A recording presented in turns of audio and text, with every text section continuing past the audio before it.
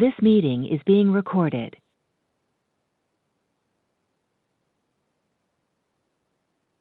Good morning. Welcome to the regular meeting of the Board of Water and Power Commissioners. Today is Tuesday, April 2022. This proceeding is broadcast on Channel 35. The exact broadcast times can be found by contacting Channel 35. General Counsel?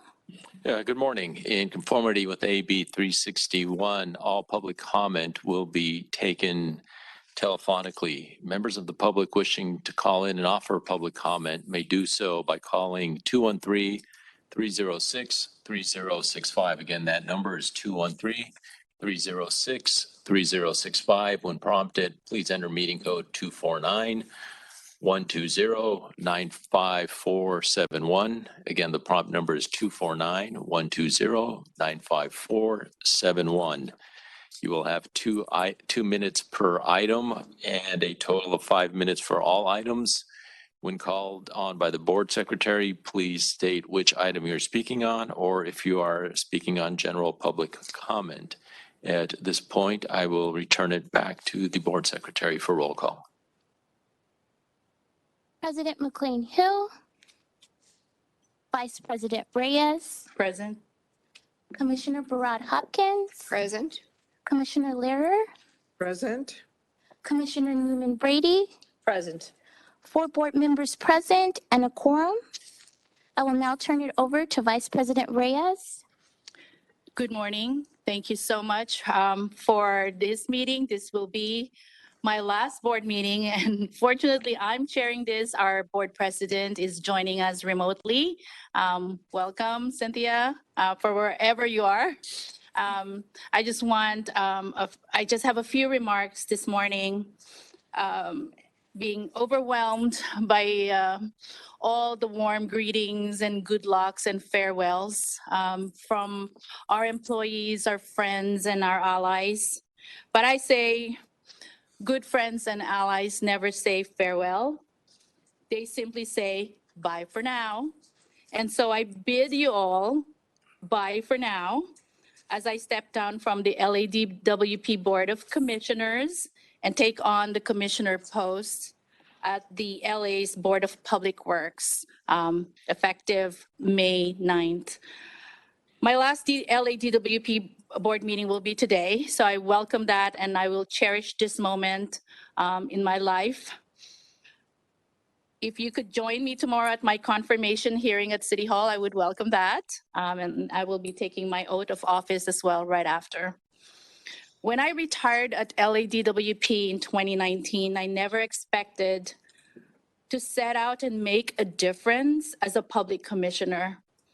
I have always known that I want to move the needle towards equity and justice and better protection of our planet, and more importantly, its people. It's never about the role, it's always about the goal. It has been my privilege working with you on new and bold initiatives, focusing on LADWP resources for underserved communities, while ensuring services are delivered in an environmentally safe and sustainable manner to 4 million residents of our city. I'm humbled to serve as your vice president and a member of the first all-female board of commissioners in LADWP's 120 plus years of history. Thank you for that privilege.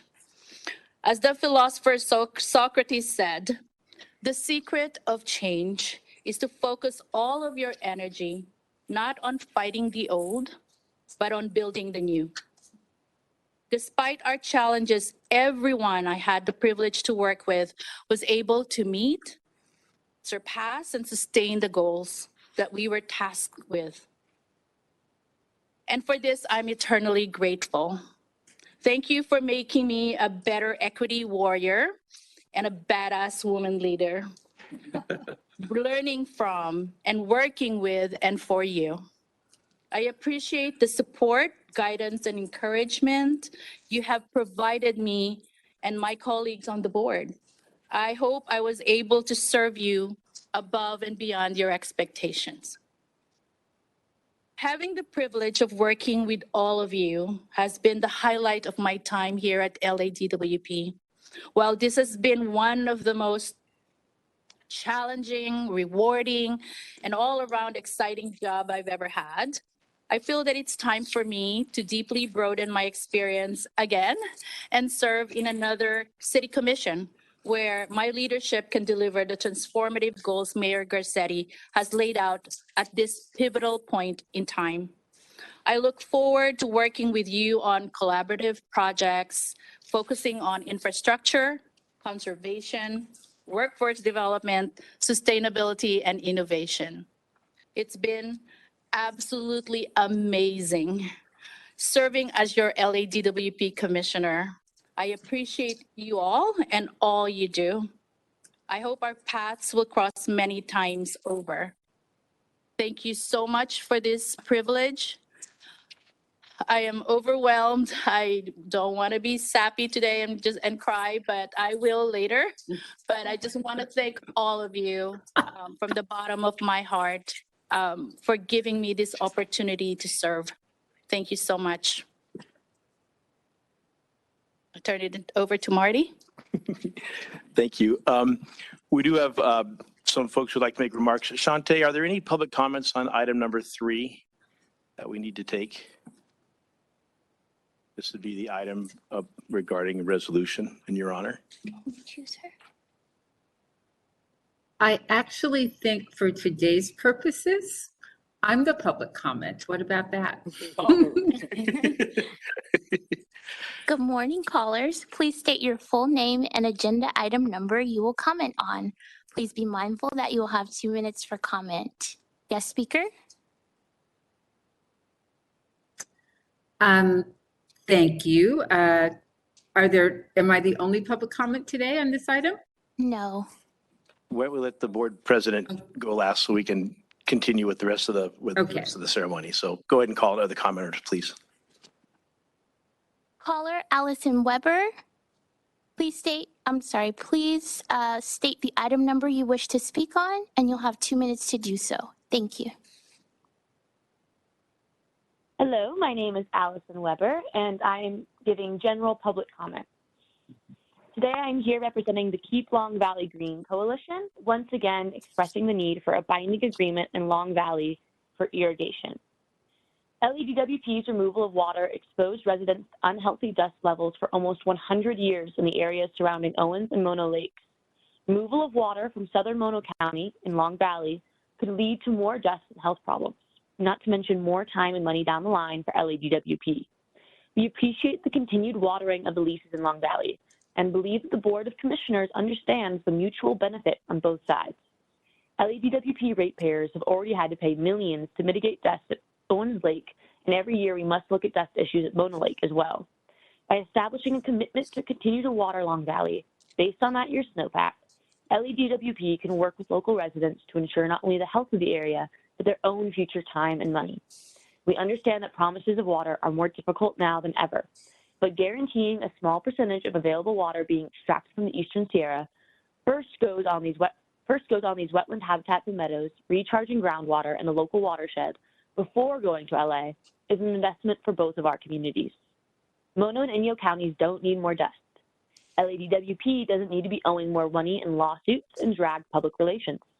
By making a commitment to continue irrigation in Long Valley, LA and the Eastern Sierra will benefit as we look into a changing future. Thank you for your time.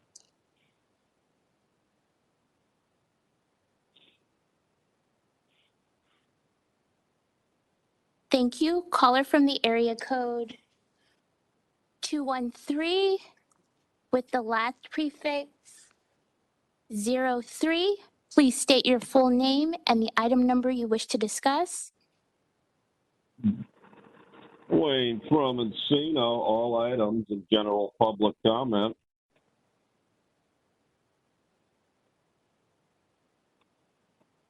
Go ahead, caller. Hello? Yes. So anyway, last time I went to your meeting when I was in person, I was threatened with arrest and falsely had to be escorted out of the building. That's the last time I've seen you guys. How have you been? I can't see you on my screen. So, anyway, I visited your buddy in federal court, Mr. Wright, yesterday. He didn't look too good. It's going to take a 6-year sentence, taking one for the team. But the team keeps screwing up. So January, I got falsely billed for $734 in utilities. Then you sent out a payment reminder for the false bill. February, you doubled the bill to $1,492. Then you sent another fraudulent notice that I owe $1,482.58. Then you sent me an attempted shutoff notice after that. So you know what I did? I did nothing. I just videotape everything and document everything. Now, you tell me I don't owe any money. You owe me $12.56. So you see, all this federal FBI bullshit is getting us nowhere. You guys are still doing this stuff. Why? Why do I get $25 for meter reading accuracy service guarantee? Thank you, caller. Please wrap up your comments. We're moving to the next caller. You're going to give me $25 for all of that? Really? That's not good. Caller from the area A little code. more than $25. More than 20. Caller from the area code 626 with the ending prefix 99. Please state your full name and the item number.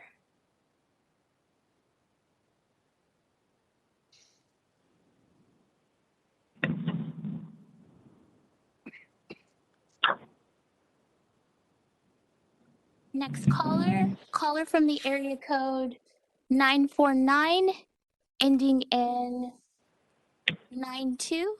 Please state your full name and the item number. Public comment. Please state the item number and your full name. Public comment. Please proceed. Yes. On the Lake Hollywood address that we represent, we've made no headway for several years in communicating with the executive office. The problem is very simple.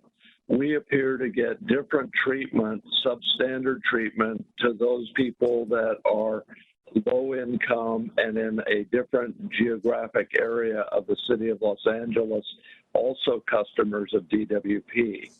For example, we note that we have to pay a higher air conditioning rate. We note that we have to pay an excess water charge, even though we're watering plants and shrubbery to keep Los Angeles green. Right now, I'm trying to watch the board meeting on the live stream, and it was frozen and stopped at 10:03. So the only communication we're able to have is by the cell phone. Our request is that we have a contact person that can assist us. For example, our tenants requested to have the application for power relief for low income, and we were denied because the property is not in the tenant's name. Can you please give us the name of an executive party that we could communicate with? Our callback number for your convenience is 949-249-2492. Thank you, commissioners. Thank you.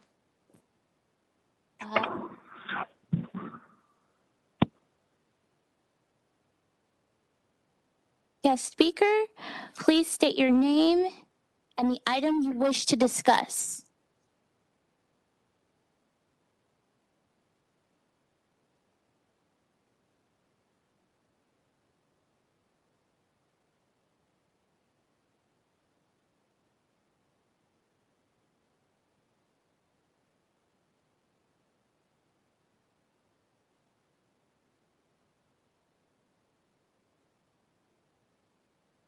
President McCLAIN-HILL?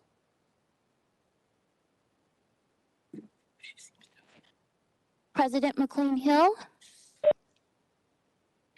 Is that the end of public comments? No. Is there are there other public comments besides the board president? That's it, yes. Okay. Okay. President McCLAIN-HILL, the floor is yours. And public Well, thank you so comment is very- now closed. Thank you so very much. I appreciate, Madam Vice Chair person, you're allowing me to attend the meeting in this form. Thanks for I using so WebEx. very much Visit our regret not being website there at in person. www.webex.com. Was that on my end or your end? No, it was us. Our end. Okay, good. Thank you. Please continue. Okay. I was saying that I regret very much not being there in person. And I can almost guarantee, Ms. Reyes, that you will be in tears before the meeting is over. I am exercising the prerogative of the board president and taking this opportunity to both lead in my recognition of your extraordinary service to DWP, both as an employee and as a member of our board. And on a more personal note, to just say thank you so very much for your for your friendship, for your commitment, for your partnership, which has been boundless and has made my time on this board so much richer than it would have been without you.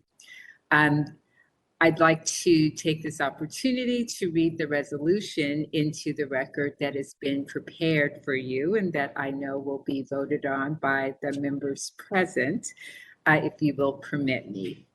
It says, whereas Ms. Susana Reyes was elected to the Board of Water and Power Commissioners by Mayor Eric Garcetti and confirmed by the Los Angeles City Council on June 5th, 2019, and elected board vice president on July 28th, 2020. And whereas Ms. Reyes served as a public servant for over 32 years, where she led pioneering roles as manager of the City of Los Angeles Facilities Recycling Program and as a human resource director at the Los Angeles Department of Water and Power, where she oversaw health and wellness programs, training, and leadership development, and its workers' compensation program. And whereas Ms. Reyes also served on Mayor Garcetti's sustainability team as a senior sustainability analyst, where she helped oversee the implementation of Los Angeles' first sustainable city plan and launched Blue LA, an EV car sharing pilot program in low-income communities. And whereas Ms. Reyes capped her public service career as director of LADWP's Low-Income Customer Access Program, and before becoming founder and CEO of Angel Engines, LLC, an advocacy and consulting firm focused on community outreach and civic engagement strategies. And whereas Ms. Reyes' commitment to environmental sustainability and equity is reflected in the many initiatives that LADWP launched during her tenure on the board, which include the launch of the LA 100 Equity Strategies and the creation of LADWP's first Office of Diversity, Equity, and Inclusion. And whereas Ms. Reyes initiated and led department-wide celebrations of the contribution of the Asian American Pacific Islander and Filipino American communities through her own impactful work as an AAPI and Filipino American public servant and commissioner, as well as by raising awareness about their histories and culture among LADWP employees and our communities.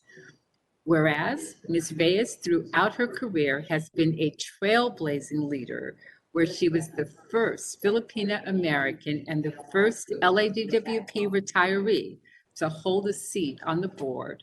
In addition, she was appointed to the first ever all-female executive committee of the Los Angeles chapter of the Sierra Club and served on the first all-female board. And Whereas Ms. Reyes' success and dedication continues to be acknowledged in her April 12th, 2022 appointment by Mayor Eric Garcetti to the Los Angeles Board of Public Works, where she will undoubtedly continue to lead efforts to build a more resilient, sustainable, and equitable Los Angeles. Now, therefore, be it resolved that the Board of Water and Power Commissioners, on behalf of the management of this department, its employees, and the residents of the City of Los Angeles, thank Ms. Reyes for her dedicated public service and wish her continued success on the Los Angeles Board of Public Works. The leadership and grace she has demonstrated on this board will be deeply missed by all who know and work with her. Be it further resolved that the secretary be instructed to place this resolution in the minutes of this board as a permanent record, and that an engrossed copy of this resolution be presented to Ms. Reyes in recognition of her committed dedication to public service in the city. I hereby certify that the foregoing is a full, true, and correct copy of the resolution to be adopted by the Board of the Water and Power Commissioners of the City of Los Angeles at its meeting held today, April 26, 2022. And Susana, I will simply say that not only will I not take goodbye, I won't even take so long or anything close to, we will not continue to work together. I look forward to your partnership as we jointly move forward significant initiatives around workforce development and around creating a more resilient water future for the City of LA. So with that, I will yield my time at this meeting back to the remaining commissioners and to the general manager and others who have been invited to speak. And again, thank you so much for allowing me this courtesy. President McCLAIN-HILL, I have the resolution that you read to present to Vice President Reyes. Would you like to make the motion to take the vote to make it official as I do so? I am actually not participating in the meeting formally since I am not present, so someone at the table will have to. Commissioners would like to make a motion to I would adopt. gladly make a motion to adopt the resolution. Second. So all in favor? Aye. Say Aye. Board Secretary, the motion passes. 4 ayes, motion passes. Thank you. And then it was for you. And can we say a few things as well? I also wanted to express my gratitude to Susana since joining the board roughly now about 2 years ago. I've felt privileged to work alongside you, but also getting to know you personally too. And what a wonderful professional individual you are, but also personal and mother and grandparent and citizen of the city. You know, Susana has truly pushed forward many of the goals of the mayor and the city, but particularly critically around sustainability and diversity. And with her leadership, I think we've moved LADWP's culture so that all races of employees are welcomed and supported in all sectors of LADWP, and particularly her knowledge of LADWP and experience of having formerly been an employee provided an important perspective to all the matters that the board addressed whenever we were discussing any topic. And really your tireless focus on ensuring all communities are treated equitably and that environmental justice issues are examined and addressed is really critical to the city advancing together all parts of it. And I have no doubt that you'll continue to do so in your new role. So I too do not view this as an end, but a beginning of a new way of working as a relationship between us. And I look forward to working with you and continuing to work to advance the goals of the city and the transformational change we can accomplish under your leadership at the board. Thank you so much. Appreciate that. Commissioner Lehr, you'd like to say that? Well, it's truly not a goodbye. I admire you and appreciate so much what you bring to to the table, and as a mother, a grandmother, a leader, and a woman, really believing, and it's your commitment is so palpable, and you're incredibly well-spoken and thoughtful in your initiatives, and I'm going to miss you. Even though we're going to see you, but still, I'm going to miss you. And so thank you, and may there be many other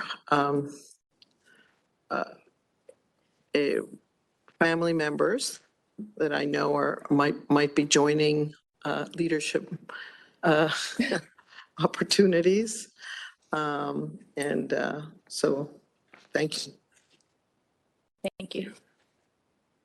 Commissioner BARAD-HOPKINS, would you like to say a few words? Thank you. Well, I hate to say goodbye. I don't deal well with separation. If you want proof of that, just ask my last husband. We'll confirm that.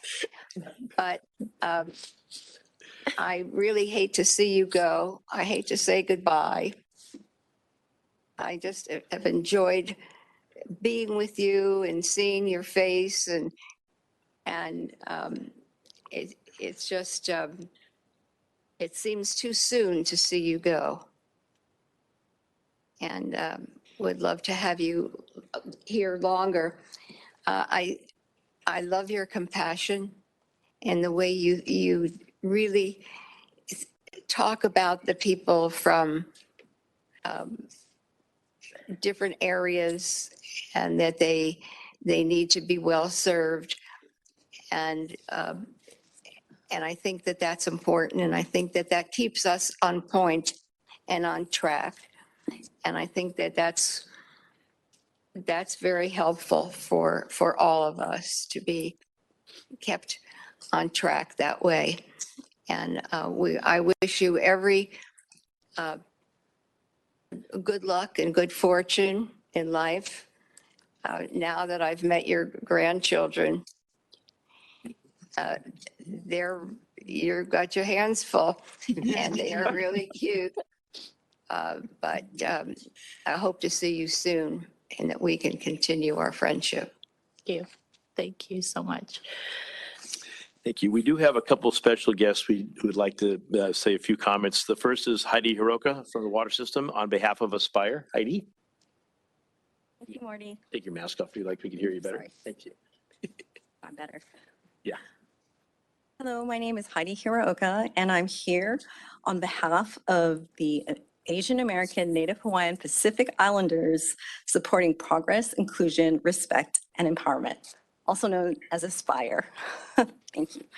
So, Commissioner Reyes, I just want to thank you so much for, and congratulate you, and thank you so much for your support and encouragement. About a year ago now, you had sponsored the API month that brought Asian American Pacific Islander issues, culture, community to the forefront. And that really planted the seed for Mandy Ang and Sunny Cho, inspired them to think that they really could start a group for this. And here we are a year later, and we are on our way to a bona fide ERG. Sadly, we have a lot of events planned for May, and we're going to miss you for that, but we hope that you'll be able to come back and join us. I also want to say that thank you. I've seen firsthand what you can do. Back when we worked and you were with the low-income group, you had sheer determination and commitment and passion and no staff, and you were able to do workshops that really helped people. And I was one of the lucky volunteers that were able to help you with that. So Public Works is so lucky to have you there. And although we're going to miss you, I know that you are also working on AAPI issues there. And so again, I agree, this is not goodbye. I want to stay in touch, we'll be in touch with you, and we hope that we can do joint activities. And just know that your Aspire and LADWP family will always be there for you. Thank you. Thank you, Heidi. And next we have P. Joy Chua from the Power System on behalf of the Filipino American employees of LADWP. Good morning, Commissioners. I appreciate the opportunity to speak before you today and join in honoring Board Vice President SUSANA Reyes. I am P. Joy Chua, Assistant Director for Transmission Planning, Regulatory, and Innovation Division in the Power System. Like Commissioner Reyes, I was born and raised in the Philippines. I am a longtime dedicated public servant and a proud woman in LADWP. Commissioner Reyes, I hope that you realize that your trailblazing efforts as the first Filipino American on this board have inspired me and many of the over 600 Filipino Americans in our department. Through your work, we as a culture and community has benefited by becoming more seen, more understood, and more included. For example, last year's Filipino American History Month celebration and the panel that you hosted with Dr. Joe Bernardo, in just an hour spent with many of our colleagues, we were able to learn and raise awareness about the Filipino American struggles in American history, celebrate our resilience, and also promote our contributions to the society. That panel was invigorating and empowering, and many of us are so proud. Just like you, our exemplary work, leadership, and representation has left a long-lasting impact on all of our communities. Commissioner Reyes Public Works is very lucky to have you. We are proud of you and for everything that you have accomplished and wish you the best. Maraming salamat at mabuhay ka, which translates to thank you very much, and live well, live long, and live strong. Thank you. Thank you, P. Joy. Now, we could never let you get away without a few memorabilia to take with you. You have to have something for your new office over there. And I know you get an office over there because you have to be there a lot. So first, Reiko Kerr would like to present something on behalf of the Power System. Thank you. So I have my favorite one-armed post-surgery lineman helping with this presentation. Thank you so much for your dedicated years of support on this board. As an insider, you know inside baseball and how to get things done efficiently. You are a fierce advocate for our customers. And on behalf of the Power System, thank you so much for all you've done for the 4 million residences and businesses of Los Angeles. You truly made a difference from an equity, sustainability, diversity, and cultural perspective. As Heidi and P. Joy both said, the Board of Public Works is so fortunate to have you. We will sincerely miss you and your service here. We are an industry of acronyms, but you have coined a new one, EWBAL, Equity Warrior and Badass Leader. So on behalf of Power System, we'd like to present this commemorative lamp to you and thank you for your dedication and preparation as a public servant on this board. And Mr. Wilbur. So, Vice President Reyes. So we have a saying in the Power System, nothing is too good or too bad for too long. And it's kind of our way of saying that, you know, change is inevitable. But we want to thank you for the changes that you've made when you came onto this board and the positive changes and the inspiration that you've been for the people here and especially the Power System. And we wish you the best in the changes that we know that you're going to make in your future endeavors. So in recognition of your dedicated leadership and service as Vice President of the Los Angeles Board of Water and Power Commissioners, we thank you for your commitment to excellence. And we'd like to present you with this metered clock. So thank you very much. Should I take a picture of it? Sure, absolutely. Reiko, come on.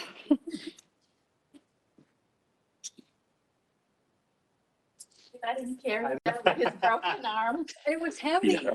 So you get Brian's arm out of the picture there. Do you see it? Wow, it's heavy. Yes. All right. Here's the first one. Let's see how we'll move in here.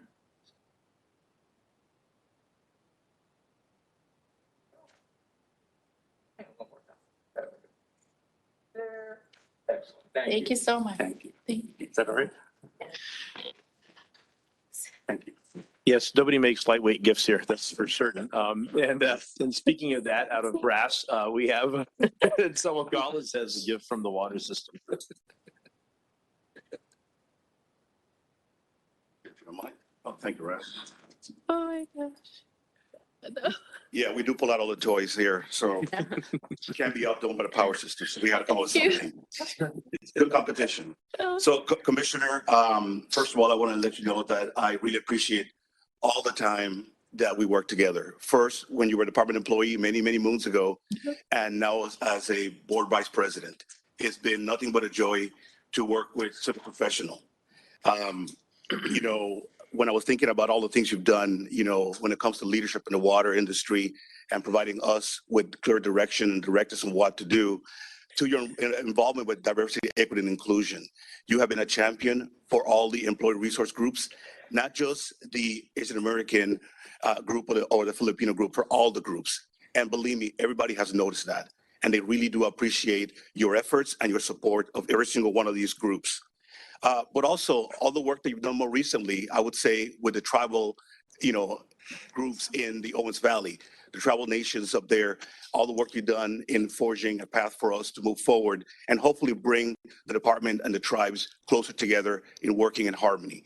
So for that, I want to thank you very much. So I look forward to working with you now that you're going to be in the Board of Public Works. I have a feeling that we're going to cross paths quite many times. Yes. And I'm looking forward to that. So what I have here today is a very special gift that is a clock that's made out of a meter. Now, this particular meter was in service. So to prove that, I actually have the certificate of authenticity Right. that's been signed by the Director of Water Distribution. So this particular meter, just to let you know, was actually installed back in 1989 and taken out of service recently. And it actually served at 161 West 46th Street.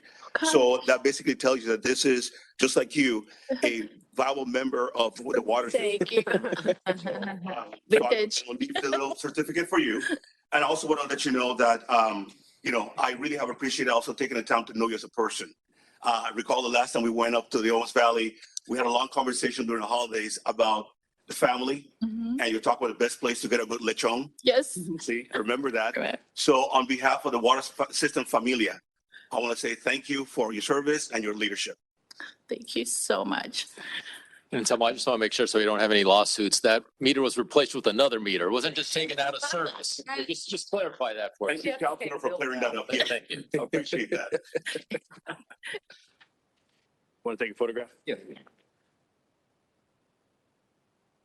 maybe go over there.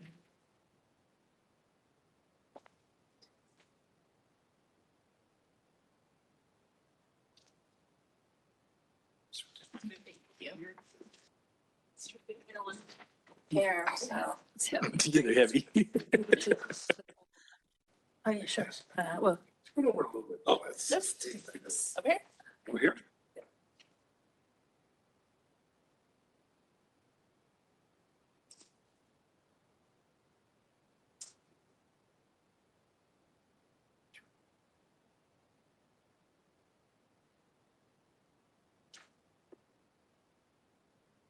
Getting tired here. Come on.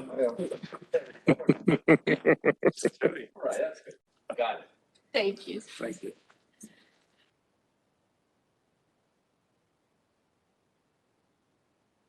Thank you, Anselmo. And last but certainly not least, from your home when you were here at Water and Power and our joint services, Nancy Sutley has a gift created by our own graphics department and the folks at the LEHRER Innovation Campus. All right. And her and the energy efficiency staff and customer services put this together for you. So Nancy? Well, thank you. And I join all of everyone here today in thanking you for your service and being able to present this. But we really wanted to, on behalf of everyone in the sustainability group and in customer service, you stepped in and helped us really move forward important initiatives around low income, and on our comprehensive, affordable, multifamily retrofit program, which we're going to rename after you. And your work in the mayor's office on EVs and other things as part of the sustainability team.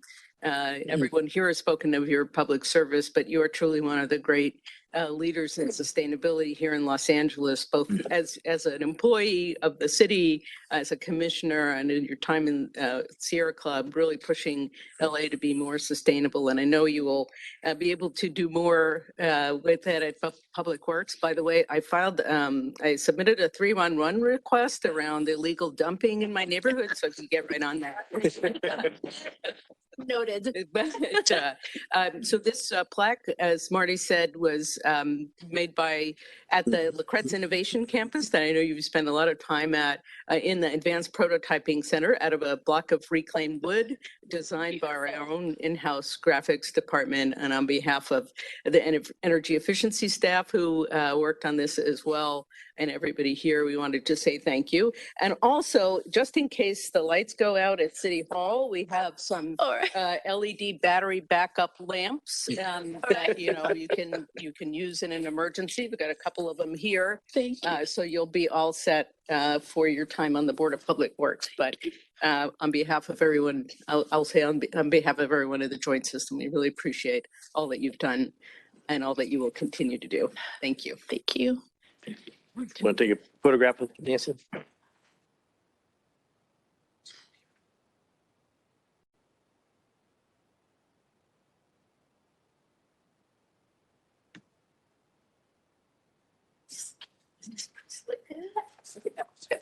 Skyline.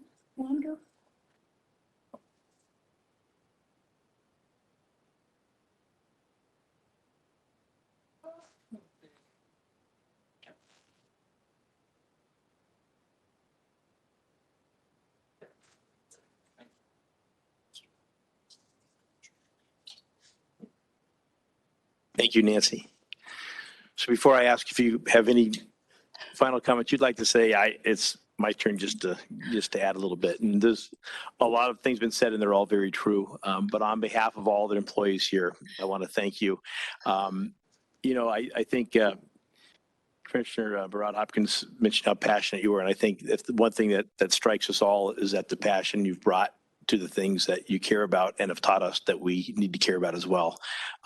Both, from our customer standpoint, to really care about all of our customers and meet them where they're at, and to do a better job of that, and to really see ourselves as a critical service organization for our employees that I think because you grew up in the ranks here, you understood us, and you've really emphasized how critical our employees are, and made everyone feel so special, and especially to the women you've inspired here to continue in their leadership roles and to grow in those areas.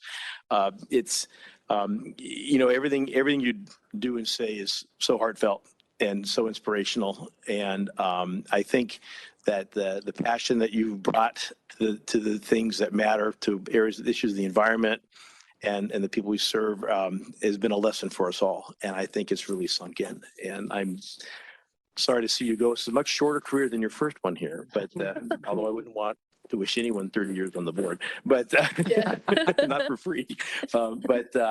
I wish we had you for longer. I think we all do here across the board. But we're glad that you broke another barrier in your series of firsts in LA, and we know that you aren't far away, and we know that you'll have our backs over at City Hall, and we promise to be a good partner in all the things that you want to do moving forward. So on behalf of everyone here, I just want to thank you so much for making a second career here on top of your first very meaningful career and setting us on such a good path. So thank you again, and congratulations in your new role.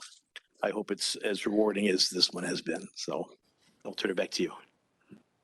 I just want to express my heartfelt gratitude and love to my LADWP family. You are family to me. and I will never be otherwise. Even though I'm moving to City Hall, I can see you, I can see the building, and you can, as Nicole said, now you can look down on me because I'll be on the Exactly third what I floor. said. But I do expect a lot more intersectional work, being on the Board of Public Works, because all of our projects, deal with infrastructure and infrastructure requirements and permitting and all that. And that's the Board of Public Works. And I will do my best to ensure that there is, more communication among the bureaus and our LADWP. Of course, I will have that sort of like a little bit bias thing, right? Because I came from here. I'm a retiree from DWP, spent so many years here. And the one thing that I will really miss are the people, all the employees who have written to me and talked to me about and thanking me for the work that I've done, which I could not have done without the support of all my colleagues here on the board and all the executive support that we have done and all our allies and partners on the ground. So thank you for that. My achievements are not mine alone, they're everyone's, and they will live by that. The legacy is because we have worked together and we have really, really looked forward to creating a vision for our city of Los Angeles, especially because we are the largest municipal utility in the nation. And we need to be out there, to be competitive, to be innovative and bold. And I still expect that to be happening. And even though I'm sitting at another desk or another commission post, I will always ensure that there is that synchronized effort, right, towards a more livable, sustainable city of Los Angeles. So thank you so much for giving me this opportunity and privilege. Thank you.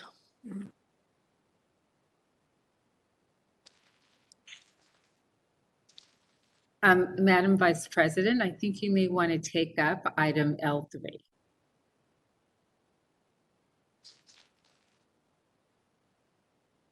Has that been passed already? So I'd like a photo with the general manager and the commissioners, because we haven't had a photo yet. Yeah. We'll take our photo. Yes. And thank you, President McCLAIN-HILL, for joining us this morning, for Yes. taking the time. Thank you so much. Nice to see you on the screen. We look forward to seeing you back in LA. Thank you, President McCLAIN-HILL. I love you.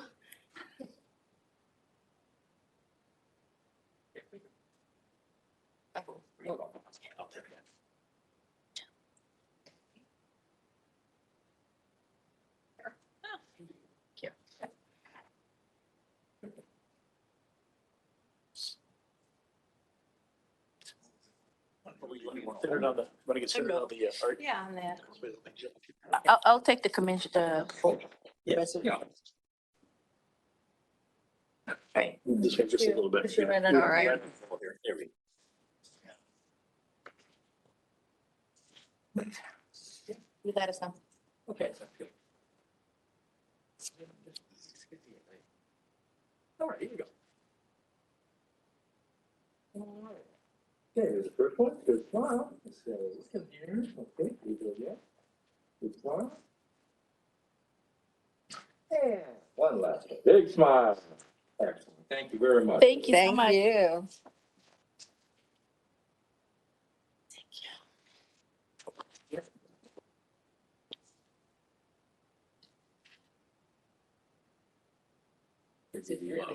I guess it's, They all are, yeah. I guess it's my comments. Yeah. Okay.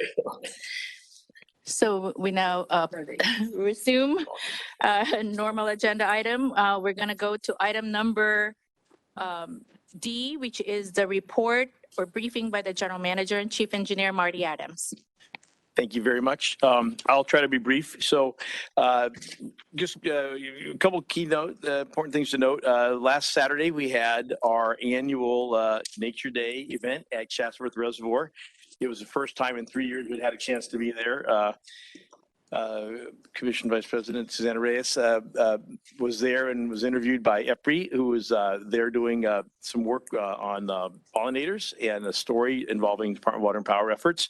Chatsworth Reservoir has a long history. It was built in 1919, and somewhere, I can't remember which year, it became Chatsworth Nature Preserve. It's about 1,400 acres in the West San Fernando Valley of untouched, largely untouched habitat, and it's home to a number of species. I understand from photographs I saw that they saw a rare, I think, a red-breasted cuckoo. That's an endangered species. Was on site and was able to be photographed. When we started the event, there were probably about 1,000 people in attendance when we started. The staff estimated there were more than 2,000 people that attended that day.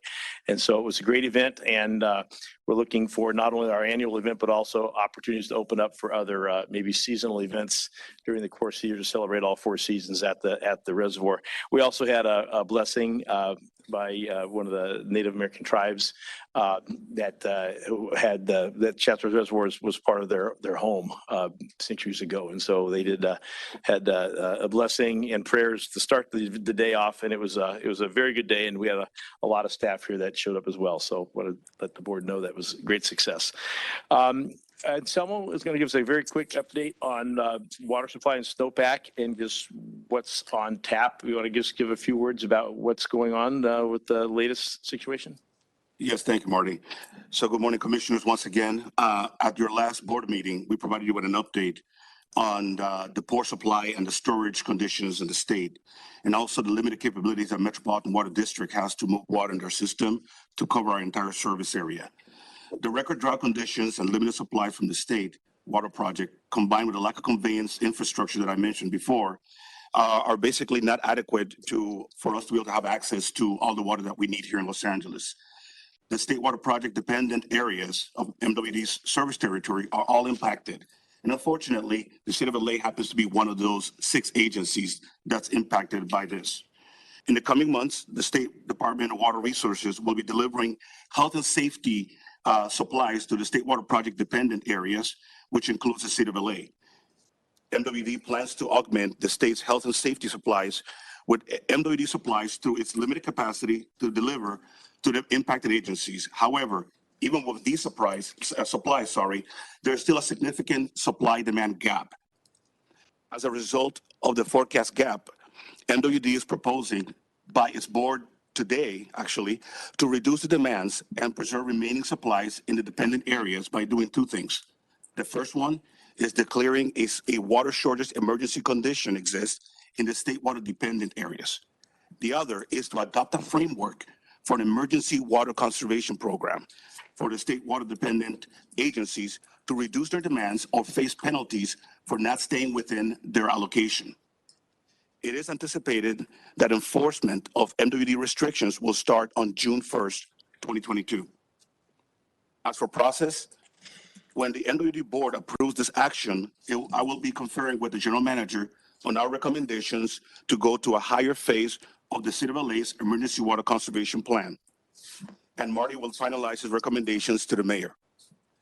It will then be up to the mayor to independently evaluate such recommendation, and then through public proclamation, order that the appropriate phase of our Emergency Water Conservation Plan ordinance be implemented. And that concludes my report for today. Thank you. Thank you, Anselmo. May I ask some questions? Yes, certainly. Go ahead. Okay. In 2014, did Met do a comparable order during that period, that drought period?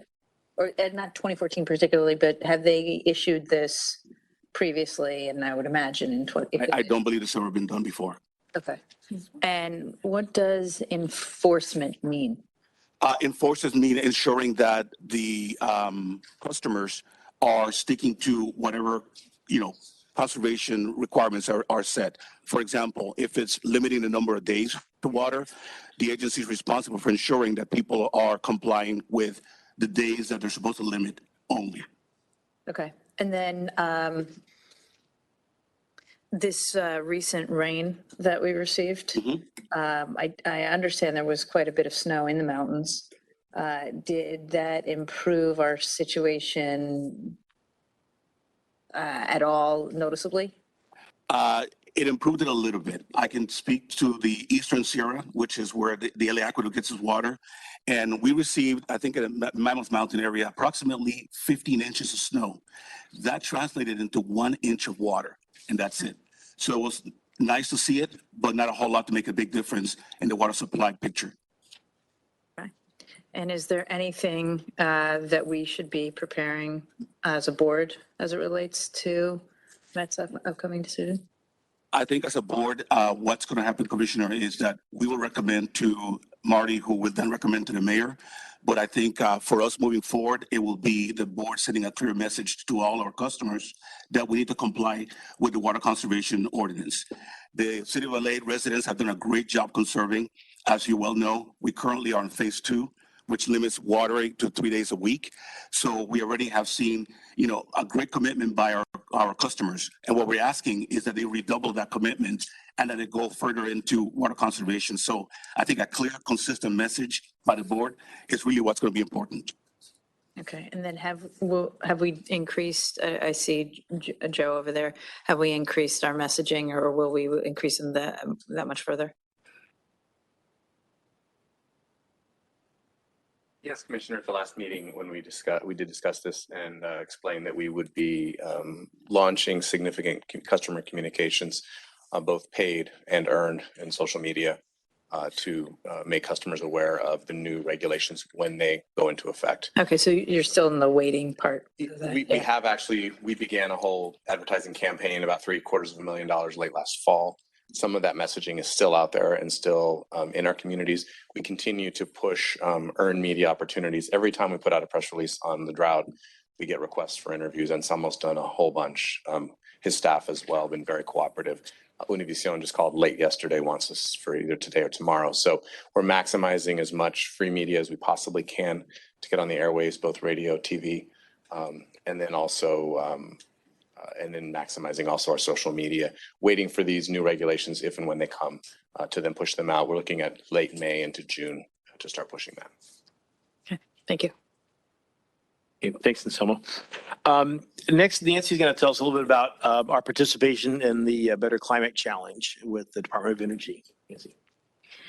Thank you. So we have joined the Department of Energy's Better Climate Challenge, which is a commitment to cut our facilities' carbon emissions in half in the next 10 years. And we have participated in a number of other challenges from the Department of Energy through the Better Buildings kind of structure they have there. The water system has participated in the Better Plants Challenge, which was aimed at industrial facilities. And now we are joining this climate challenge for our own facilities. We've also been a Better Buildings Challenge utility ally since 2012. So the kind of the umbrella of the Better Buildings Challenge is nationwide, challenging building owners to reduce, to cut their energy use and cut their greenhouse gas emissions. So we've been pleased to participate in a number of the efforts around under the umbrella of the Better Buildings Challenge. So this is the latest one, and we're excited to do that. And they will post our facilities' carbon emissions on the Department of Energy's website. Thanks. Thank you, Nancy. Once again, LA was named the top solar city in the U.S. I think this is 8 out of the last 9 years. As well as that, we're also named a solar superstar, which the criteria is to have average of 100 watts or more of solar PV capacity installed per capita. And we actually have 160, almost 167 watts per person installed per capita across the U.S., across the city, which is almost 650 megawatts of solar capacity total. So we're very proud of that designation, and we plan to continue to stay #1 by continuing our solar programs and really encourage rooftop solar feed-in tariff programs and also our utility installed solar as well. I would like Brian Wilbur to briefly present a very short video. We have advertising our Lyman Rodeo that's coming up in a couple of weeks on Saturday, the 14th. Is the date that correct? So go ahead, Brian, roll the video. On May 14th, we are continuing. We haven't had a rodeo since 2019. So we're putting on our Lyman's Rodeo again. It's sponsored by LADWP, International Brotherhood of Electrical Workers, Local 18. This is the first one we've had for a while, so we're really looking forward to it. If you haven't been to one, come out and see it. It's a great time for everyone to come. There's food, there's a lot of activities there. Our engineering group has put on a science center, so there's a lot of activities for kids, a lot of projects that are there, petting zoos, climbing walls, plenty of food. It's a good time to come out and see the competition between us and a lot of the local utilities. And we've had utilities coming as far as Manitoba and Saskatoon in Canada. We have teams coming from the Navajo Nation this year. So we're really looking forward to the competition and to the event. Can you say where it is, Brian? When and where? It's at our Truesdale Training Center in Sun Valley. Right next to Valley Generating To the Plant. Valley Generating Steam Plant. Right. Next to what? Next to Valley Generating Plant. And Yeah, when, right around the when will corner. you do that? When is it? May 14th. May 14th. And now we have a quick We have a little brief video. promotional video.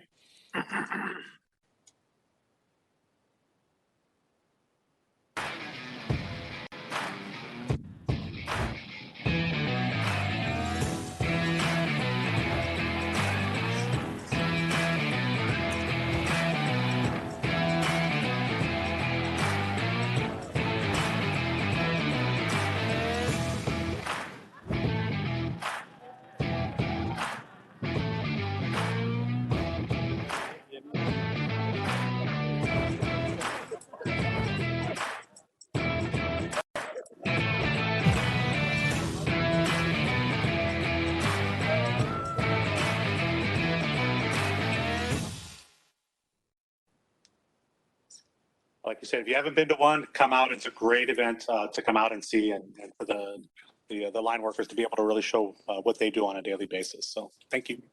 Thank you, Brian. It's also a very family-friendly event, It- so you can bring your family. Yep, it's great for kids. Yeah. They have a petting zoo and everything. It's a great event. Yeah, and, it is. and really showcases the industry and what the jobs are all about. And so last but certainly not least, we'd like to recognize one of our employees in Selma has a 40-year pin to give out 40. to Yes. Chris Trotman, who I was going to say, I see Lawrence Trotman. I thought, well, no one knows Chris my whole life. So, in Selma, would you like to, you want to go to the podium to do that? Sure, I'll do it over there. That'd be great. Chris, would you like to join him here?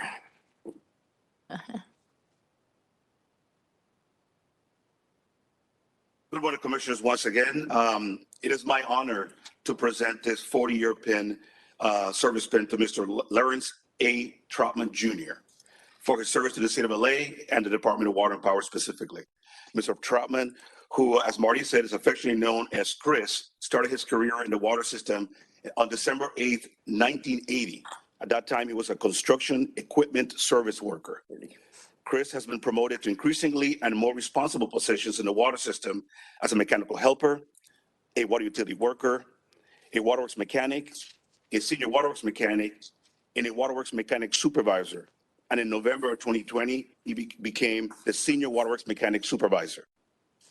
Chris has an outstanding knowledge of the mechanical equipment that's used in treatment operations throughout the entire city of LA, and has assisted or led repairs and or maintenance of such treatment equipment for Water Operations Division for over 33 years.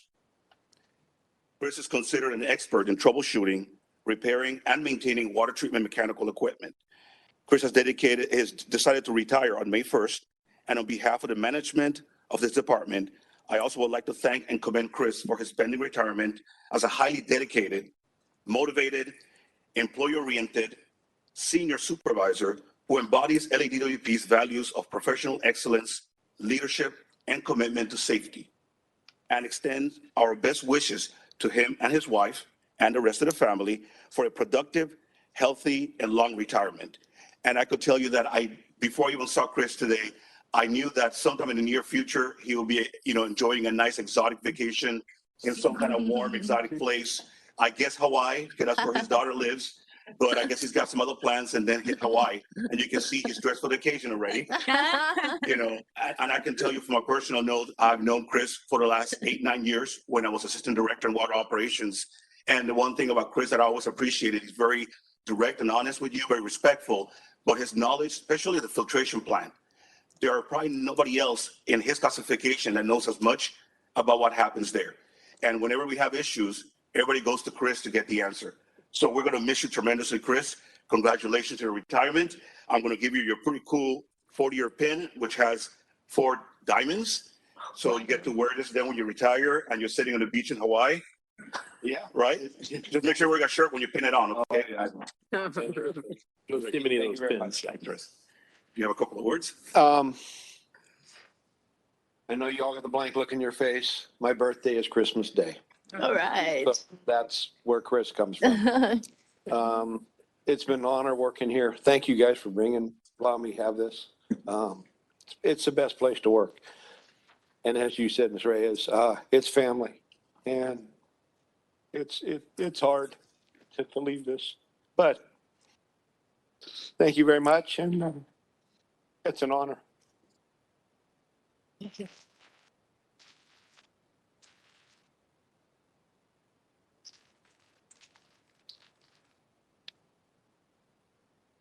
Congratulations. That concludes my report. Unless anybody has any questions for me. Any questions about from the general manager's report? Seeing none, let's go to item number E. I am not aware of any introductions of motions for future consideration. For item F, any comments from our ratepayer advocate on any of the agendized items? As appropriate, we will have comments on the management reports and other items if questions arise. Thank you. On item G, Madam Secretary, do you have any, are there any discussion with our neighborhood council representatives? No community impact statements or formal positions were filed by any neighborhood councils on any of the items on today's agenda. Thank you. We move to item H, consideration of items for approval. We have items. Do you have to recuse yourself on 3? Or did we take care of that already? I think we took care of it already. Yeah. Thank you. So it's items 1 and 2. Yeah. Any items that we want to pull for discussion? Hearing none. So our items for approval are items L1 and L2. Do we have any motion to approve L1 to L2? So moved. I second. Madam Secretary, please call the roll. Vice President Reyes. Aye. Commissioner BRADY-HOPKINS. Aye. Commissioner LEHRER. Aye. Commissioner NEEMAN Brady. Aye. 4 ayes. Motion passes. Thank you. So we move to management reports. We have 2 reports. One is the presentation regarding surface water treatment compliance and our injury rates and reduction strategies. Do we have any comments or about those reports? Fred, do you have any comments on that? Hearing none, we move to filed items, which if there are any other comments on the filed items. Okay, and then we move to our minutes, which is going to be a recommendation for approval of the minutes of the March 22nd, 2022 regular meeting of the Board of Water and Power Commissioners. Were all of the, Madam Secretary, were all of the commissioners present at that meeting? They were.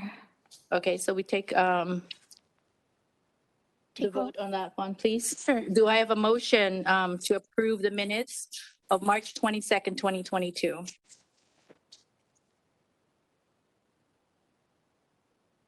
So moved. I was just wondering why we were behind 1, that's all. Yeah.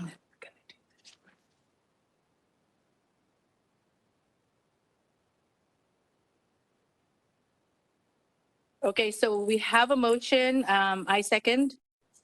Go ahead. Take the vote. Vice President Reyes. Aye. Commissioner BRADY-HOPKINS. Aye. Commissioner LEHRER. Aye. Commissioner NEEMAN Brady. Aye. 4 ayes. Motion passes. So I'm going to go back to the management reports. The presentation regarding surface water treatment rule compliance. Who's going to present, Marty? That's going to be Ras Manukian, who is the Director of Water Quality. So Ras, if you can make your way to the table. So commissioners, this presentation is to give this board an overview of a program that the water system has been working on for about 25 years. So most of us who've been here that long have all had a say and some kind of real involvement in achieving this goal. So today, Mr. Manukian is going to present to you what we did in all these last 25 years and how we're in compliance with these rules that were enacted by the EPA. I also wanted to just mention, since today seems to be a day of goodbyes, that this will probably be the last time that Mr. Manukian will be here, since he will be retiring after 34 years with the department on June 1st. Oh, no. Yes. Yeah, so a big piece of my team is walking out the door soon, so. No, it seems like every one of these meetings we've had, this is the last time we're Yes. seeing people. Yes. We need to start seeing, look at all these new people. Not because we don't want but we just. Well, luckily enough, we already selected his replacement. I believe you met him at the last board meeting, Jonathan Leung. Jonathan, if you can stand up for a second. So Jonathan is currently the Deputy Director for Water Quality. On June 1st, Jonathan will be taking over as Director. Jonathan has over 8 years of experience in that division, so I think the division will be in great hands. But I do want to tell Ras, thank you for your service. We worked together for most of his career, and it's always been a pleasure, especially in the last several years. We've done a lot of work together. So without further ado, Ras, why don't you go ahead? Thank you. Wow, a combination retirement and do presentation. It's been great, but I'll save that for the retirement. Yeah. Get close to the mic. Okay, thank you. So Chris, congratulations. Chris has worked with me. He's trained many engineers, and I'm one of those. And the Chatsworth Reserve, I used to do that with 50 people in the early 90s. So today I'm going to talk about the surface water treatment rule, regulations, and projects we did, and it's going to be quick and interesting and how the customers have benefited. Let's get right to it. So that's my agenda. I'm going to go fast.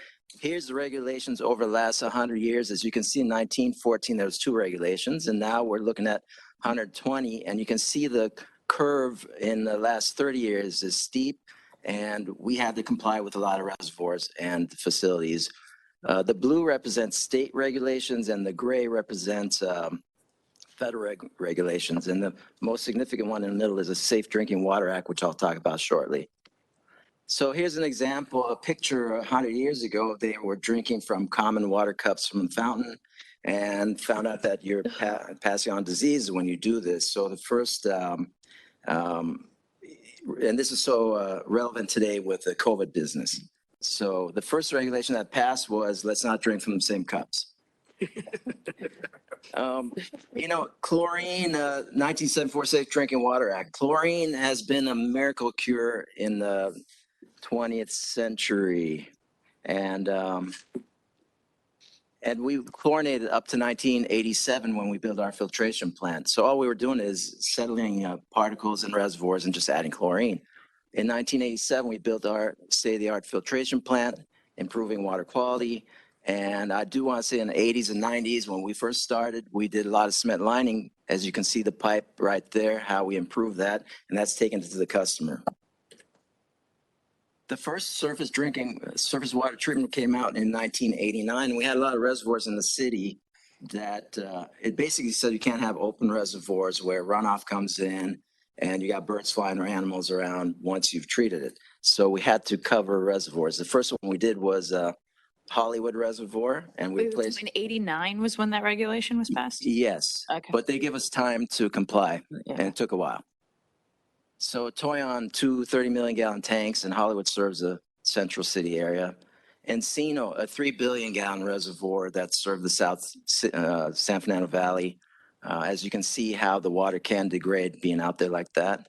And here's Lower Stone that serves the west side. And these were taken out, and the dates, the year shown is the date it was taken out. Now, taking the reservoirs out isn't just the business. Here's Silver Lake, although it's not one of the first surface water treatment rules, we took it out of service in 2008. But we didn't, you know, you might be thinking we lost redundancy by taking these out. We didn't. We did east-west pipelines, and we came to smaller reservoirs and more pipelines. For example, Silver Lake here is supplied from the valley. It's backed up from Eagle Rock, but today I can move water from Hollywood to Silver Lake. I can move water from Bel Air to Silver Lake, and this is a critical area because it supplies the Central City area. Just when we thought we were done, they came out with a new regulation that said you can't have any reservoir, even if it's exposed and it's it got rainwater coming in or birds flying over it. So it got more stringent. And one of the first reservoirs we took out was in the west side in Palisades, San Ynez. And then we took out Ivanhoe, which we had the shade balls on it for about 6 years. We replaced Ivanhoe with Headworks, a combined 110 million gallon reservoir. And then here's Elysian, a 50 million gallon reservoir that serves downtown, serves JFB. And that was covered by floating cover. And then Upper Stone, and that was negotiated with the community, the green color. Upper Stone was covered with a floating cover. We also built a UV plant as part of the regulation because we had to, target organisms are Giardia and Cryptosporidium parasites, and those are target organisms. And we had to cut back ozonation at the filter plant. We had to build a UV plant to meet new regulations. And the grand finale of projects to make, to comply with all these regulations is a LA Reservoir ultraviolet filtration plant, which got completed in January, and we'll be dedicating this soon, and they're trying to figure out what date. It wasn't just the surface water treatment rule. They came out with another regulation called disinfection byproduct, and it's something to do with adding chlorine and algae blooms, and that creates byproducts. It's like taking a medicine and you got side effects. So they said you got to reduce the side effects. We installed the shade balls on LA Reservoir. What that did, LA used to have continuous algae blooms. The water wants to turn green, and you can't serve that water. So we combat algae blooms with chlorine. We were putting 15,000 pounds of chlorine in the reservoir. That's a lot of chlorine. A bottle of bleach has half a pound of chlorine. So that's a relative magnitude we used to put. When we put the shade balls, we stopped using chlorine, and half the city's chlorine demand was going in this reservoir. So we made a huge improvement by putting these shade balls on. And I think in a couple of years, it's been on about 8 years, in a couple of years, it'll pay for itself. We also converted to a milder form of disinfectant. It's chlorine and ammonia called chloramines, and that lasts longer in the system. Can I ask one other question? Sorry about the shade balls. There's also I think a reduction in the loss of evaporation as a result. Is that in the 8-year calculation, or is the 8-year calculation just chlorine? I'm just the chlorine guy, and it is. I did not factor that in. I could have, but you save 300 million gallons of evaporation. I mean, it's been a point they emphasize, but the city's demand daily is 300-400 MGD, million gallons a day. So it's nothing to me, but it is something, and I could have factored it in, but I didn't. Okay. So we spent about $1.5 billion over 20 years. We got floating covers, UV plants, and pipelines. A lot of pipelines I didn't talk about. What we ended up at the end of the day is we do a lot of water quality tests, but the most important point on the slide is substantial. We got our regulations. They're called maximum contaminant levels. We're at least 50% below that, and we're doing really good. And on the customer front, we've reduced customer complaints by 72%. When you don't have bad pipelines, you don't have reservoirs with green water that's going out, and then you have to explain that, you've got customer benefits. And overall, the city, the water quality we provide the city is equitable. Everyone in the city gets about equal water quality. So here's our complaint chart. As you can see, from 2000 till now, we've dropped about 72%, and that's some of the regulations on the chart. And, over the last 20 years, we spent $1.5–2 billion improving water quality, but at the same time, you have the bottled water revolution at the markets going on.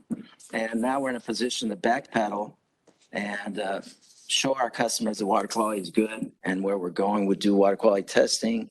We've got our annual consumer confidence report. The new one's going to come out soon. We do lab sampling. We've got a customer-facing webpage. We've got a hotline. Anyone that has a problem with water quality at home, they can call us. We can troubleshoot over the phone. And if we think it's something serious, we'll go out and sample.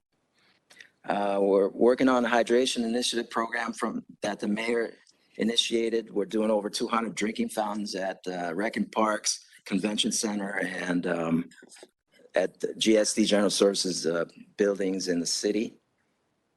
We've got community partnership grants with Coalition of Mexican Federations and WeTap. They're doing customer outreach for us. And last summer we did Skid Row cooling centers. We provided the water free for misting centers and providing water to homeless individuals. Okay, so all this didn't happen on their own. Number one, State Water Resources Division Drinking Water gave us a 14-year extension to comply with these regulations. This city had so much open reservoirs, I can almost guess that we had the most in the United States. It took us 14 years to comply with some we should have complied 14 years ago.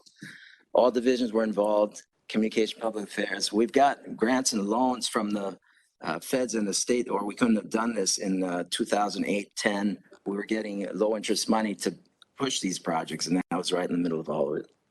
And then customers, stakeholders, we've worked with all the Silver Lake community, Encino, Stone, all the neighborhood councils over the many years to achieve all these projects. And that concludes my presentation. You know, we had supply chain, PCM involved, so everyone on board. So for the last 20 years, I mean, Marty's fingerprints are all over these projects and Anselmo's. And that's all I have. Any questions?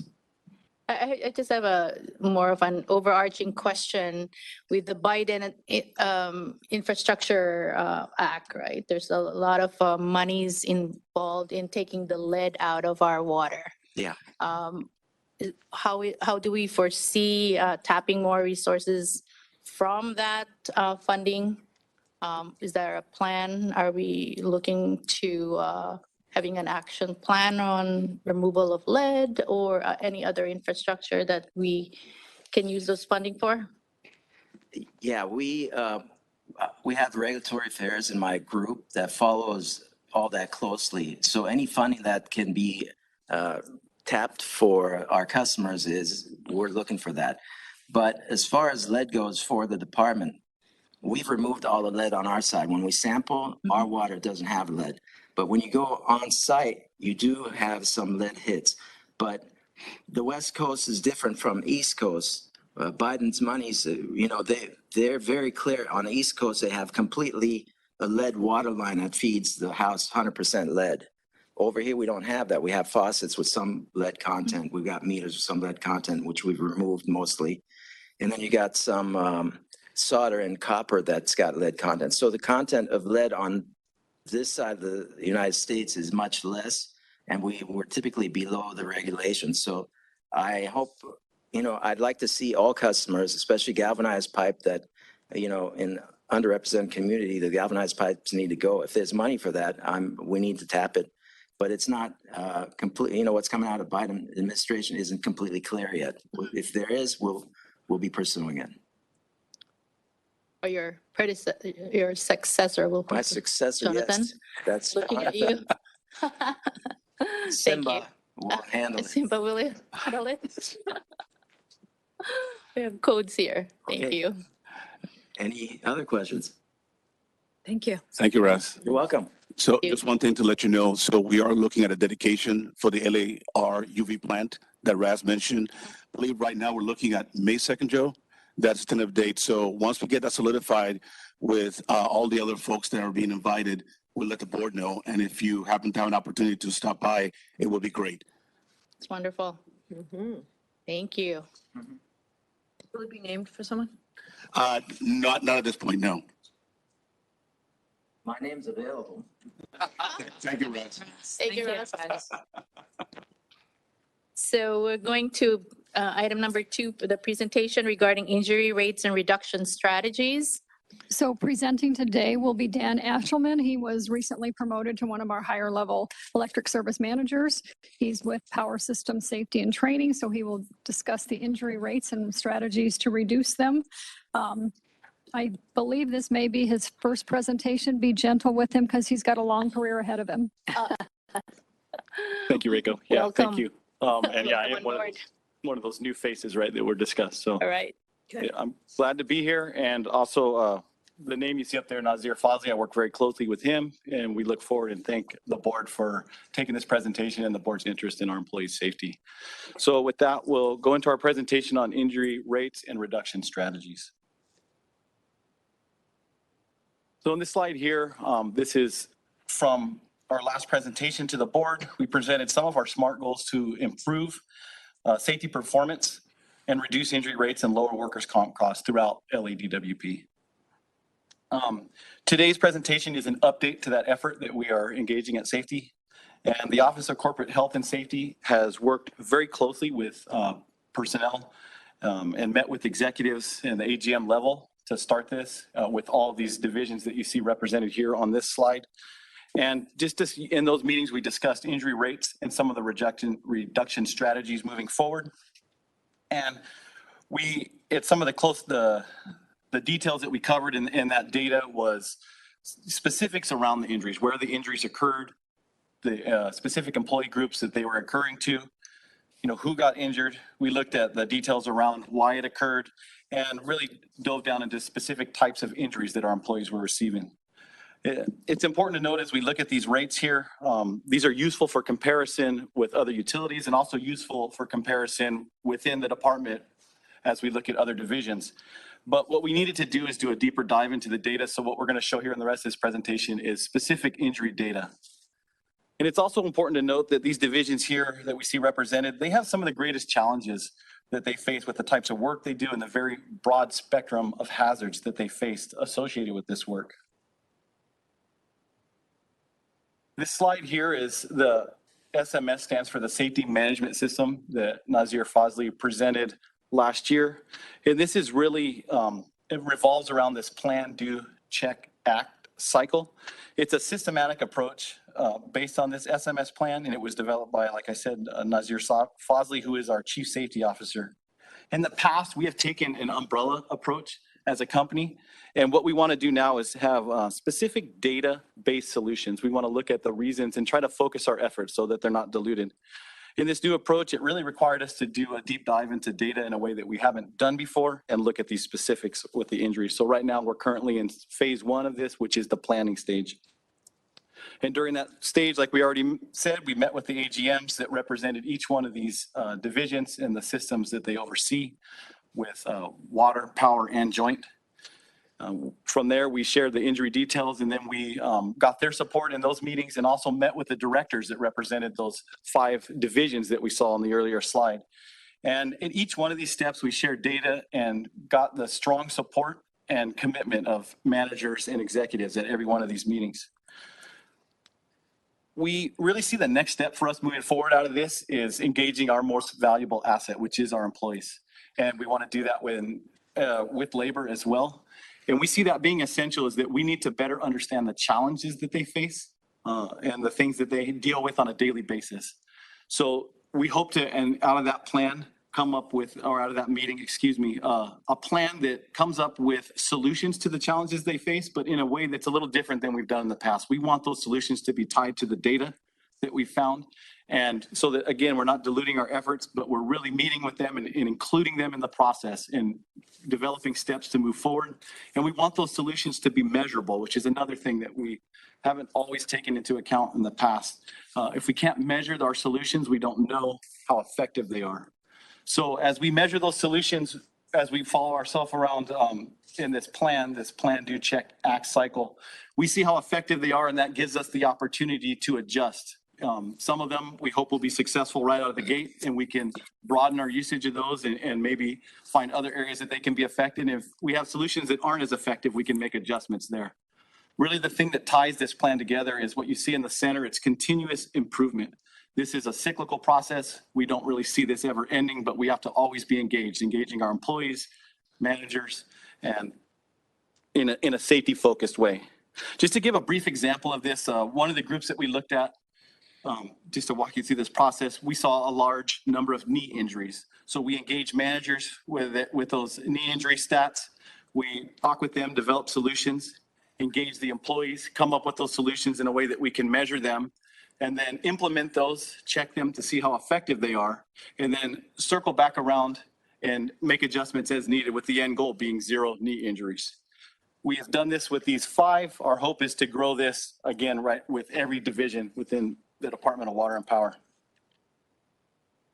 The next slide, we're going to share some of the information, some of the specifics that we shared at the AGM level and also with executive management.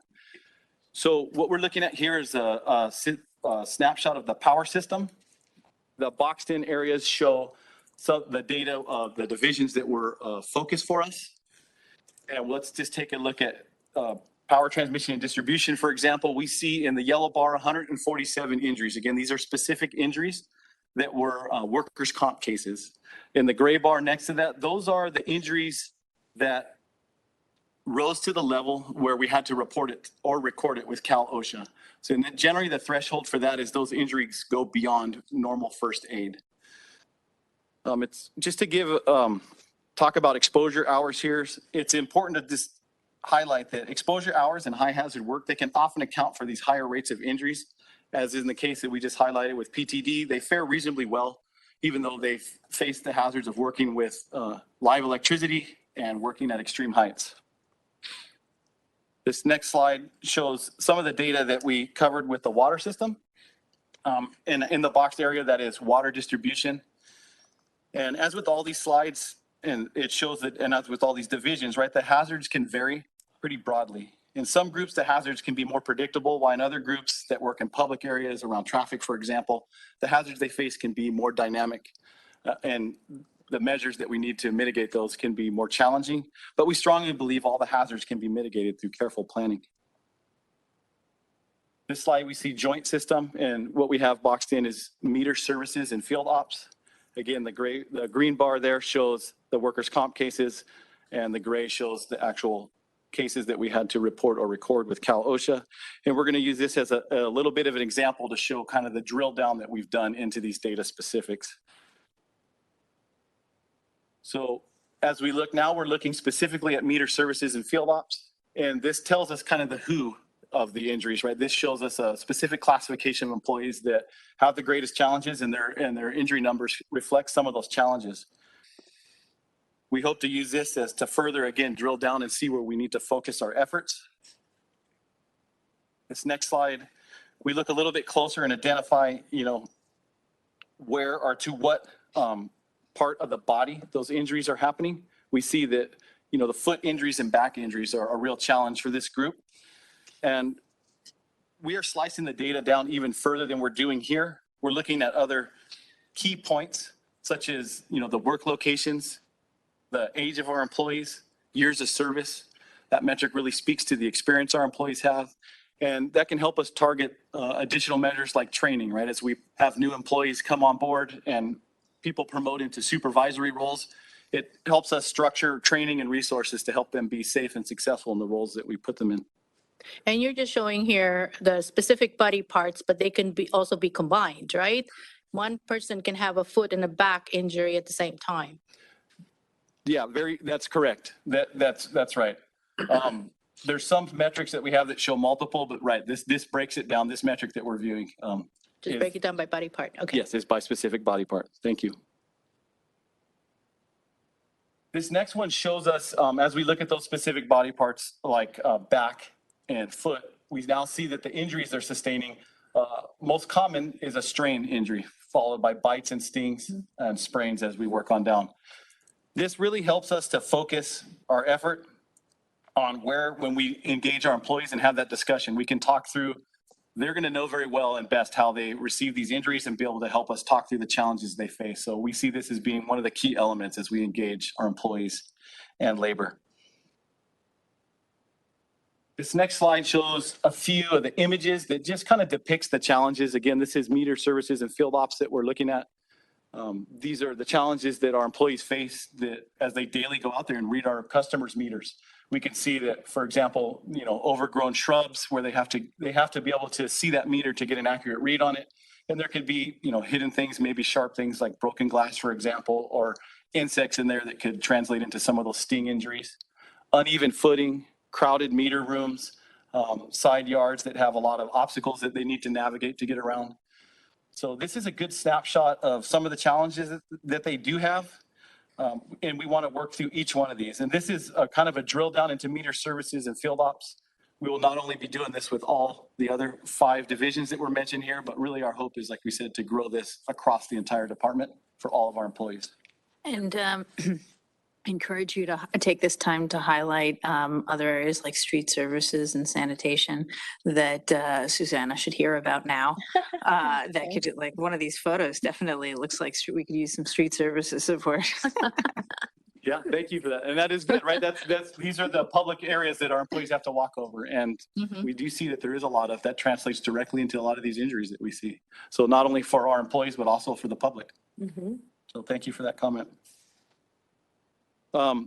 It just, like we said, we want to do this with all 5 divisions and really do a deep dive into this, right? We have corporate health and safety that can put together reports and do job audits that come up with this kind of information and give some detailed information back to the divisions with solutions that they can implement right away. So this takes us to our next steps. We are transitioning as a company from being reactive and compliance-based to being proactive and risk management focused. We want to transition from a compliance culture that is moved merely by external motivators to a culture that internalizes safety with our management and our employees. And we want those to be values that all of our employees here have. So what we've shared is kind of where in this presentation up to this point is kind of where we're starting, things that we have done, and a little bit of direction on where we are going. Some of it is looking back. Obviously, the data that we covered and shared here was from 2021, that 12-month period. But we also want to work on focusing on our existing leading indicators and taking advantage of new opportunities and new strategies, which include, like listed here, communication. We see that as essential. We want to communicate in some of the traditional ways that we have been through safety meetings and JLMs, and we see those coming back even now as we're transitioning out of the COVID period. Those are invaluable meetings for our employees. But we also want to leverage technology and getting information out in real time through safety communications. There's in many areas now, there's safety communication boards that sends updates as soon as they're available or at areas that employees report to, and they can see that information in real time. Another area that we're also transitioning from is safety investigations. In the past have been done kind of looking at maybe who made an error or did something wrong, but now we're reformatting those into incident learnings. As a department, we want to use those as opportunities to learn and grow and gather every bit of information that we can from these unfortunate incidents and move forward with a main focus on preventing reoccurrence.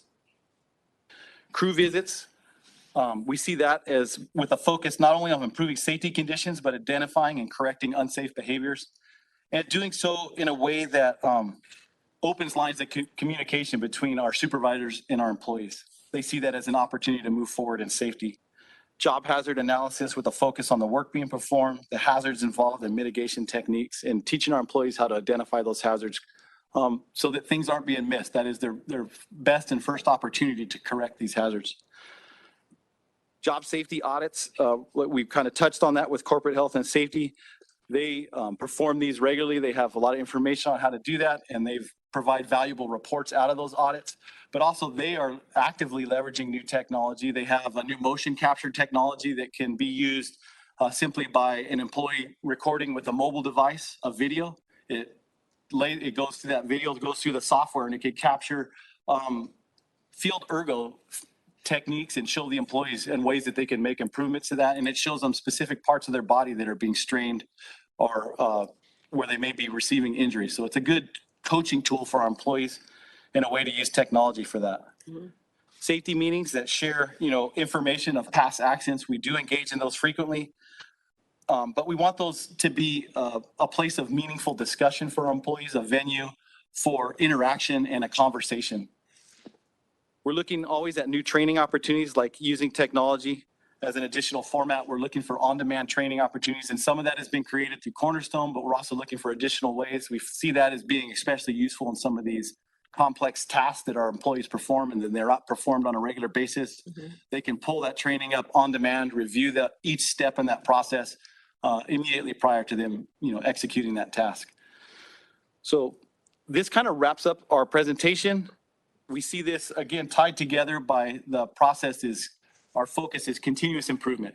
And we enter this cycle. We don't expect to ever leave this, but we always want to be doing better. And really our end goal through all of this is zero injuries. Thank you again for this opportunity, commissioners. And are there any questions? Yeah. How do you test for lead in the pipes at schools? So and maybe someone could comment more on that if it's water, but I know our corporate health and safety has a laboratory and they do sampling and lead tests in various ways, but is it in water pipes specifically that you're talking about? Yes. Jonathan? Like water fountains. Maybe I can help answer. Okay, thank you. So the LA Unified School District, they've actually done 3 rounds now of comprehensive testing of every faucet, every fixture at every school. COVID recently hit, so it kind of slowed their current charge down, but we are encouraged when we have discussions with them. They do have, I think, one of the leading programs in the nation as far as they're now on their 4th round of sampling, and they have infrastructure goals where any hits that they have, they want to be able to reduce. The US EPA has a lead action level 15 part per billion, but the LA Unified School District has actually set a goal where they want to be at 5 part per billion or below at every fixture. So to the extent that we can offer certain technical assistance with them, we have like an X-ray diffraction tool and our own sampling teams, we do that, but they also hire their own independent teams to do the majority of their lead sampling over the years. But they've been at this now for over 3 decades. They test the water fountains. That's correct. At all the schools. That's correct. And that's throughout LAUSD. Right, yes. Okay. And they actually provide notices to the parents and to the principals of their results and outcomes. So I think they've been pretty good at testing and communicating. And Jonathan, this is the result of not only the awareness they had, but they did a major effort to change out fixtures and plumbing and perfect their flushing programs and things like that, correct? So the problems that we knew historically have been largely resolved to our knowledge? Right, exactly. There's infrastructure upgrades, which typically take a little bit more time and cost, but there's also a lot of awareness. So that they know if they look at like on a larger campus, there might be legs of that campus where the water doesn't circulate very well. And so anytime you have those kind of stagnant conditions, that's when you can get more aggressive corrosion and the corrosion accumulating. So they've taken that to heart. They have flushing programs. They also isolate certain fixtures and put in filters. So they're using multifold strategies to really get everything at their school. And again, I would compliment them that they're trying to be a leadership role. They're trying to get 5 part per billion or lower while the rest of the nation is at 15. Do you recommend that in the morning before we make our coffee that we run water in our pipes? Well, it would depend on the material. So I think, again, as Raz mentioned earlier, what we do offer for our customers, they call us, we can help them diagnose and troubleshoot on the phone. If it leads to it, we will actually do free sampling and site assessments for them. So I think that's a great kind of customer service feature that we provide for our customers. So really, Commissioner, I think the main way to know, unless you're not like a plumbing expert and watch a lot of videos and kind of know what your material is, you can get that sample. So that's another way to confirm that there's no lead material in the customer side of the meter and that plumbing. And I think if the result came back high, then you would maybe look at some mitigation strategies that might include putting on an in-house filter unit, like at the sink, or doing some flushing. Those are different ways that as a customer, you can protect yourself to make sure that you or your family or your occupants aren't being exposed to any lead. One recommendation, Commissioner, is that if you do feel you need to flush your pipes at home, you may want to collect that water and probably use it for the plants or something.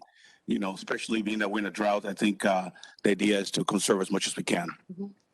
So in order to get your home water tested, potentially you call 213-367-3182? Exactly. Yes, that's our water quality hotline. If they that's call 1-800-DAL-DWP, I think we have enough communication with our our customer service center they would refer to. So absolutely. Yeah. And on the safety, thank you.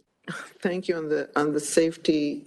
Did I miss sort of a general idea of how many injuries you might have had in a quarter? Just a general idea. It seems like you're very thorough about trying to sort of educate and understand what the issues are. I figured the right shoes make a big difference. Whenever I think about what and also people are well fed and sleep well, they're probably more mindful. But what is the level of injury, and has it changed over the last 10 years based on what you've learned? So I don't have the 10-year data, but I know in the last presentation that was shared about 5-year data, and it has been fairly static. There was a decline, as we came into the COVID years, but it's been fairly static. So now this is what has kind of initiated this targeted approach to really drill down in the data and see why we've remained static and look at what we need to do to move forward and see those injury rates decline. Any deaths? They're within the department for employees? Yeah. Yeah. I mean, doing the hard work. Unfortunately, we have had a fatality last year in the power system. Okay. Yeah. All right. Well, thank you. That was interesting and meaningful. I'm sure that the employees feel that the department is doing all they can to keep them safe. That's clear. Yeah, thank you for that. Yeah, we do feel that they are our most valuable asset, and that is, it's important to engage them in this process. So thank you. Any other questions about this presentation from our commissioners? So I just have one, which is on the cost. Do we publish the cost per injury? So at least there is an awareness of the prevention measures that we're undertaking, because it's also a strategy to think about what's it's costing the department, to mitigate, prevent those injuries. I'm not aware if we publish them or not. I know that internally we are starting to look at those numbers, and we really see two major components of that: the direct costs associated with these injuries, and then the indirect costs associated with the injuries. And that is as we start to look at all the elements that an indirect cost impacts, it's harder to get a direct number on that, but we are starting to look at that, and that is something we can look a little bit deeper into as well. I think if there's an update on another presentation, or like an updated presentation later on, that would be a good information or set of data to present to the board. Okay, thank you. Yeah, we will look into that. Thank you so much. If I could comment on that. Yeah, So go ahead. besides drilling down in these areas where safety has identified, the high levels of injuries and really drill down to exactly what's happening. Besides that, they're also taking a fresh look at workers' comp claims, which is exactly what you ask, what you ask about is the cost of these injuries and where we have repeat claims and issues. And so there's a lot of drill down going on that with all of Nazir's team. And so we'll have more on that later. Yeah. Perfect. Thank you so much. Thank you. All right, that concludes our management reports. I think we are, our agenda, right? We're complete. Should we close session? We're going into closed session. Joe? At this point, we will recess in a closed session to address the items on the closed session agenda, and in accordance with California Government Code Section 54957.1, we'll report any final actions taken therein. Commissioner, how long would you like to recess before we reconvene into closed session? I'll ask my colleagues, 15-minute break. We'll take a 15-minute break and then convene for closed session. Great. We are in recess then till 12:10. Thank you. Thank you. Please maintain silence until recording has concluded.